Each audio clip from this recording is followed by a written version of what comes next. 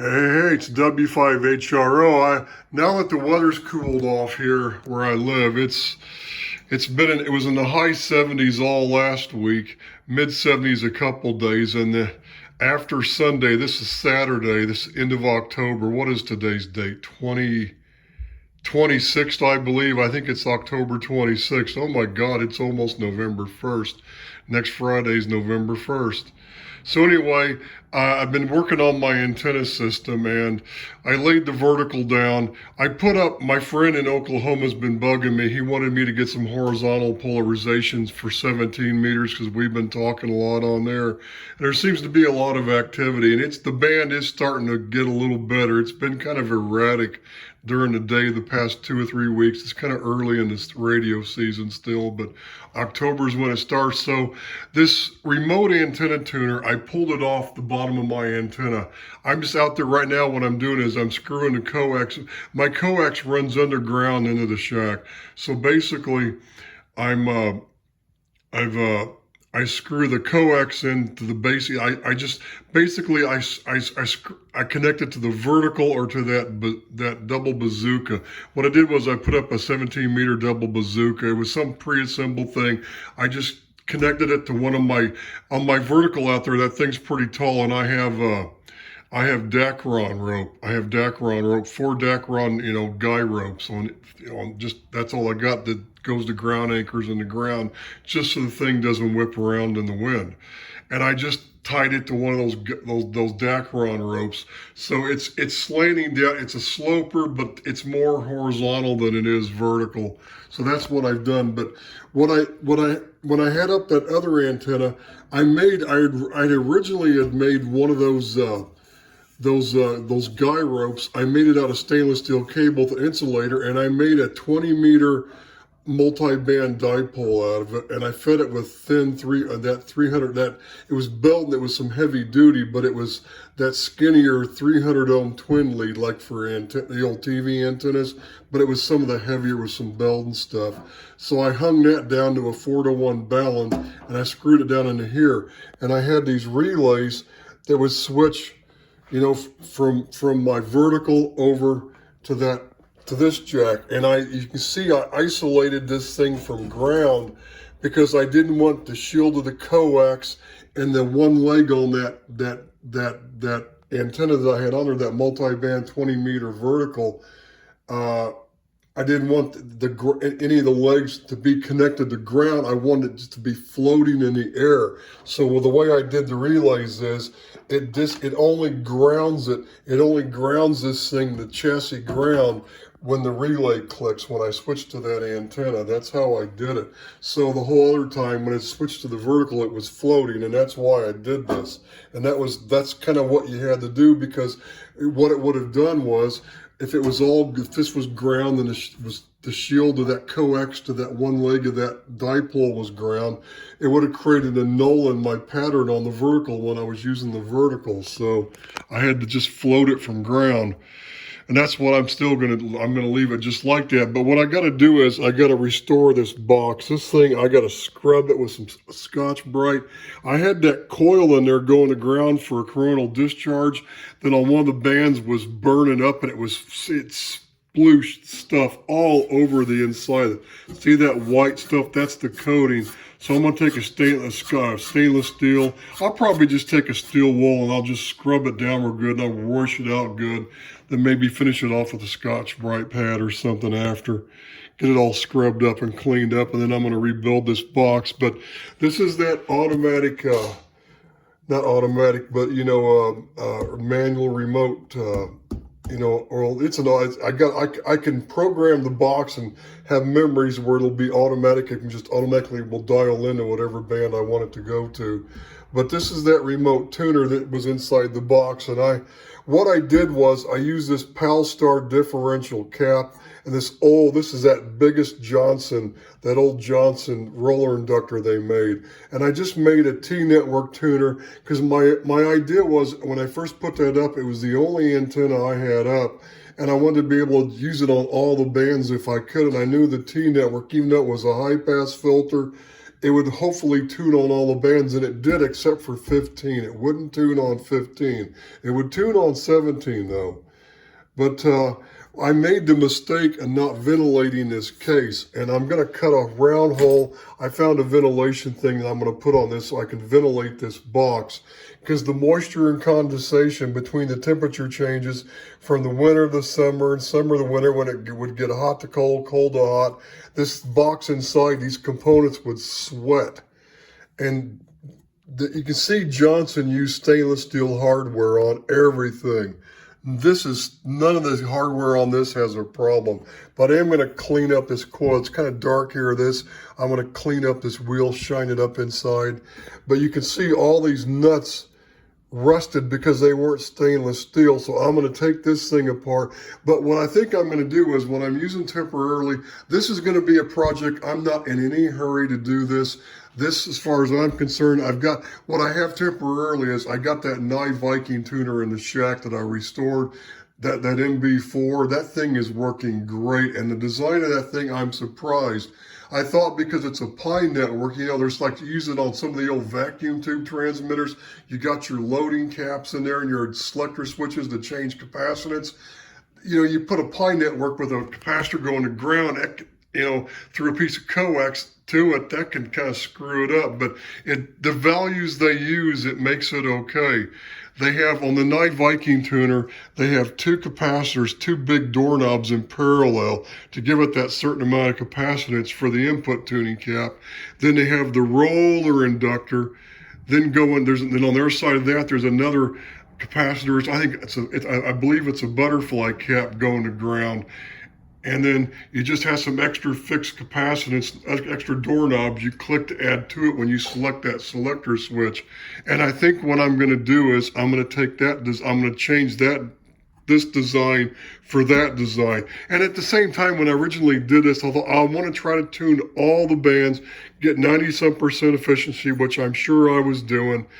And I thought, well, a high pass filter, that'll help get, since it's a vertical, it might knock down some of the noise, right? Well, I'd rather have the low pass like it's supposed to be. So I think that Nye Viking design, but this is a steel panel, and I'm going to change this to plexiglass, or it's going to be a non-electrical conductor. I'm going to get this is going to be off of this, so it'll be raised up when it's screwed down to here, and it'll be on an insulated panel, so that'll be better.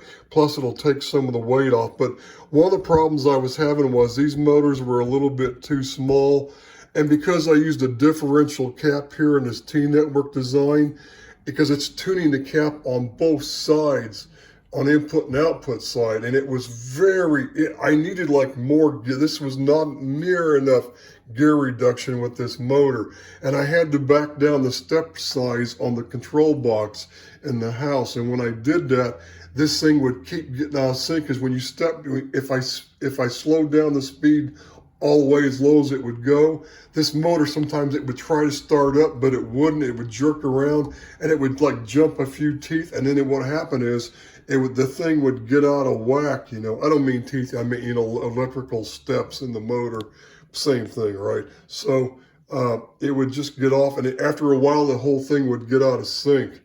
And I'm sure some of it too, I think there's some bounce, because when I hit the buttons on that box in the shack, by the time it hits these motors, after it goes through that 150 feet or 200 feet of cable to where the antenna is outside, to where this box actually is, because those cables ran up through here, you know, you probably get a lot of bounce. The voltage probably jumps up and comes down. It probably bounces. So I probably should I think what I'm going to do too is I'm going to put some capacitors to ground to kind of like get rid of that bounce. I'm going to look at it on the scope first. I'll have to have my daughter, what I'll do is I'll get on our cell phones. I'll have my daughter be in the shack, and I'll have her hit the buttons. I'll have the scope out there and next on a table next to the antenna where this box will be mounted, and I'll just sit there and I'll look at it as she's hitting the buttons. And if I see the bounces, I'll just try adding certain cap values to get the bounce to roll it off to where it flattens it out, just to where it just flattens it out most of the way, and that'll probably solve the problem, because I'm sure that's part of it too. So, but I had to slow the step size in that box down electronically via the software so low that it would get this thing out of sync. So I'm going to use the next size bigger motors with more torque. There's another size that are the next size bigger than these. And they have the kind that have the other attachment that connects to it like an L shape, and it's actually the gear reduction. So if I use the next bigger size motor with the gear reduction part on it, and then I can eliminate these belts and stuff, I can go directly drive that the shafts on whatever. This roller inductor will be back in here for certain, but I can get it down to where I can connect them directly drive, and I won't need the belts and stuff. Because I'm sure when these things are starting up, the belts tend to stretch a little bit, and it delays the movement of everything. So, but the one thing I need is the next bigger size motors, because I need to increase the step size on that control box in the shack, and then that'll probably stop that and caps the ground to get rid of any bounce that's there. Should stop the thing from getting out of sync. And once I get it to stop going out of sync, I can program it to each of the frequencies on all the bands I'm going to operate on, and I'll just recall from memory, and that'll be a quick, easy tune. But the other thing I never did was, the way I should have done this box is I should have had one more relay. Because when everything's just off and no relays are engaged, the tuner should have been bypassed. There's times where I wanted to bypass it where I was having problems, and I had to go outside in the cold, pull the lid off this box, manually go in here and put these things back and then start over again. And I needed a bypass switch, or I would just unscrew this thing out of here and go right down the base plate where it connects to the antenna. Or I had to do that. I just had to unscrew it and just bypass the whole box, and I couldn't use what I had on here at the time. So, but what I want to do is I ordered 2 more of these relays, and I've looked these things over. I really don't want to put these back in. These things don't have stainless steel hardware. Now, the contacts are fine. The contacts are clean. There's no corrosion on them. So I'm happy with that. That's the main thing.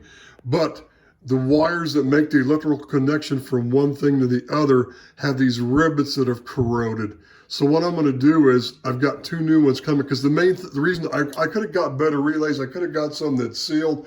Vacuum relays would be better. But the thing is, I've already got the holes in this box drilled for these size relays. And I thought, let me get the same ones. But what I'm going to do is, I'm going to hook it up kind of the same way that I did, but I'm going to coat, like you have a little bottle of nail polish, clear nail polish stuff that women coat their nails with. You got the little brush. I think they make like a little sealer, like a silicone sealer like that, or even nail polish stuff might work. But I'll put a coating over all these, because at least I can see now everything on this relay that rusted and corroded. So if I'll know when I put the new ones in, I'll know what to coat with something. Just a thin coating is something to keep the moisture off of it. And I'll coat all the screw terminals too. Because I don't know why, but these ones over here didn't rust, but these did.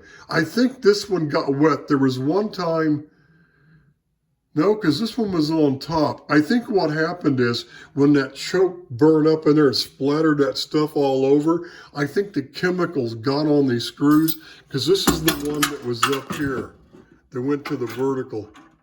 And also what I'm going to do is, I think I'm going to eliminate this coax jack here, and I think I'm going to put just like a ceramic standoff with the threads coming out, and I think I'm going to use a solid piece of wire to go from here down to the vertical instead of using coax, because the coax should be from here.